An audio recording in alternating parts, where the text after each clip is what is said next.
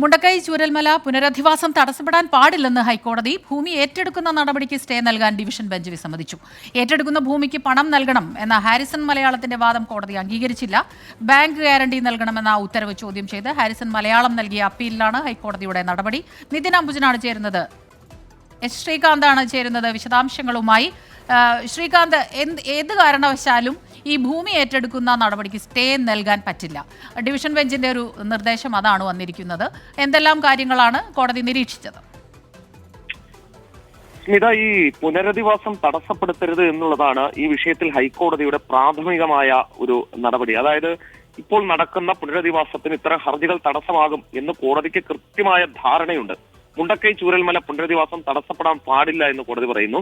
ഭൂമി ഏറ്റെടുക്കുന്ന നടപടിക്ക് സ്റ്റേ നൽകാൻ ഡിവിഷൻ ബെഞ്ച് വിസമ്മതിക്കുകയും ചെയ്തു.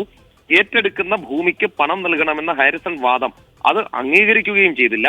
സർക്കാരിന്റെ സ്വകാര്യ വ്യക്തിക്ക് നൽകിയാൽ തിരിച്ചു പിടിക്കാൻ പ്രയാസമാകും എന്നാണ് കോടതി പറയുന്നത്. ഭൂമിയിൽ സിവിൽ തർക്കം നിലനിൽക്കുന്നതിനാലാണ് ബാങ്ക് ഗ്യാരണ്ടിക്കുള്ള നിർദ്ദേശമെന്നും കോടതി പറയുന്നു. പുനരധിവാസ വിഷയത്തിൽ പൊതുതാൽപര്യം സംരക്ഷിക്കപ്പെടണം എന്നും കോടതി ഇപ്പോൾ നിരീക്ഷിച്ചിട്ടുണ്ട്. ബാങ്ക് ഗ്യാരണ്ടി നൽകണമെന്ന ഉത്തരവ് ചോദ്യം ചെയ്ത് ഹാരിസൺ നൽകിയ അപ്പീലിലാണ് ഈ നടപടിയുള്ളത്.